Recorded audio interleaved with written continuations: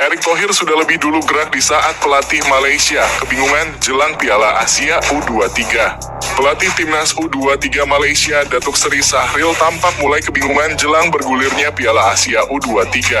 Pasalnya ajang Piala Asia U23 tidak termasuk dalam kalender FIFA.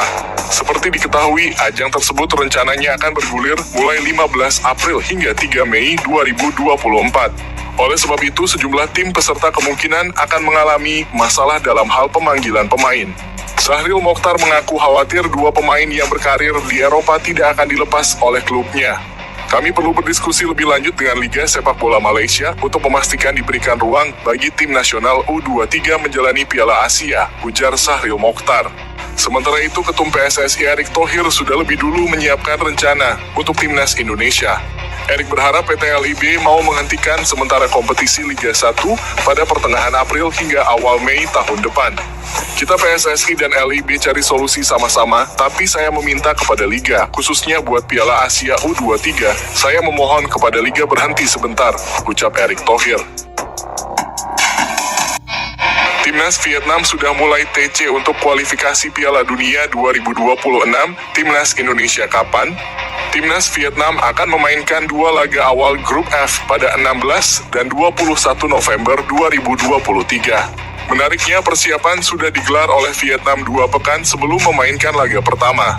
Hal ini berbeda dengan yang dialami Timnas Indonesia. Sesi latihan perdana Timnas Vietnam digelar pada Senin 6 November malam waktu setempat di VFF Youth Football Training Center. Latihan hanya digelar selama 30 menit, tak ada menu latihan khusus pada sesi tersebut. Pada hari-hari berikutnya, pelatih Philippe Troussier baru akan memberikan program latihan yang kejam bagi anak asuhnya. Pemain Vietnam harus berlatih 2 kali dalam sehari. Dikutip dari The Tao, tim pelatih Timnas Vietnam punya aturan ketat pada pemusatan latihan kali ini. Troussier memilih untuk menggelar latihan jauh dari sorot kamera dan media. Beda dengan Vietnam, Timnas Indonesia masih belum berkumpul TC. Para pemain Indonesia baru akan latihan pada 13 November mendatang.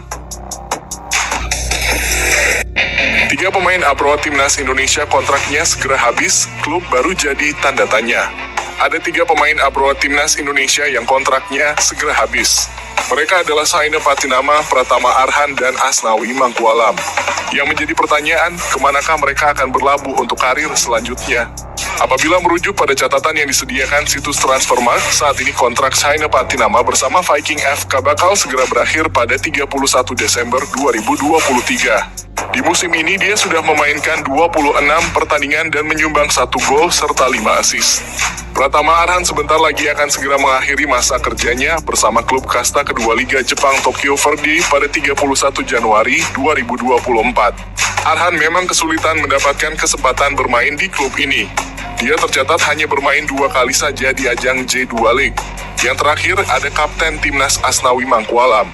Ia bergabung dengan Jeonnam Dragons pada Januari 2023 dan menaikkan kontrak berdurasi semusim.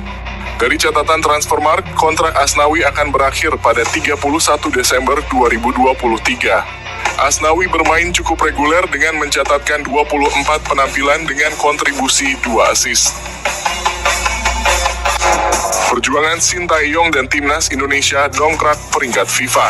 Shin Tae-yong bercerita tentang perjuangan dirinya menaikkan peringkat Timnas Indonesia dalam ranking FIFA kepada salah satu media Korea Selatan Best 11.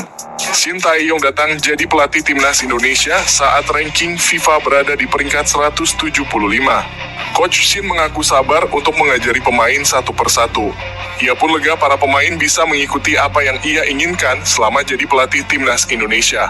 Pertama, saat saya pertama kali ke sana, tim ini turun ke peringkat 175 dalam peringkat FIFA, ujar Shin Tae-yong. Dan ketika saya mengajari mereka satu persatu, saya bisa melihat para pemain mengikuti. Saya merasakan kebahagiaan yang luar biasa saat melihat masyarakat Indonesia mempercayai dan mengikuti kami, imbuh Shin Tae-yong.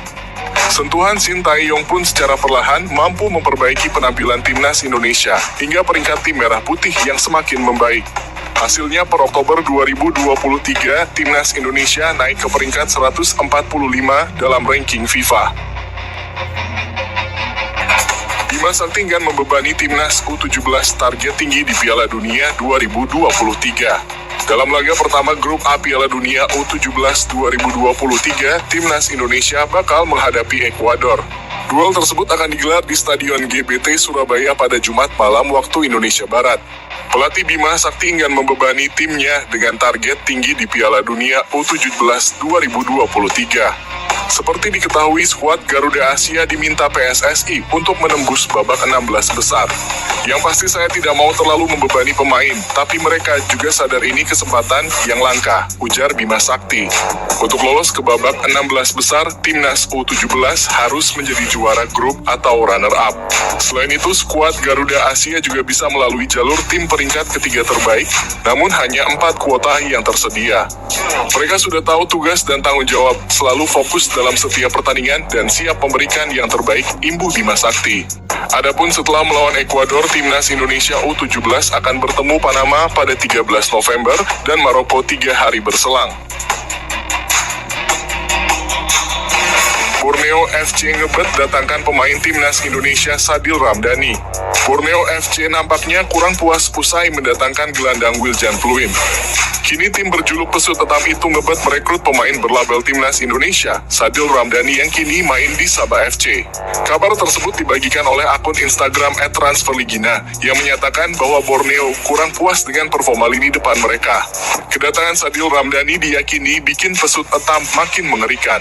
Borneo Football Club dikabarkan tertarik merekrut penyerang timnas Indonesia, Sadil Ramdhani, tulis laporan tersebut.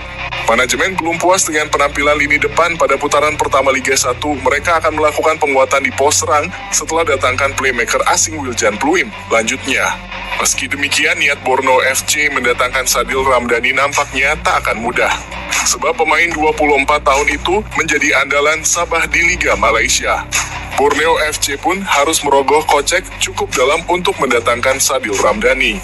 Mengutip Transfermarkt, ex Persela Lamongan itu memiliki nilai pasar 5,1 miliar.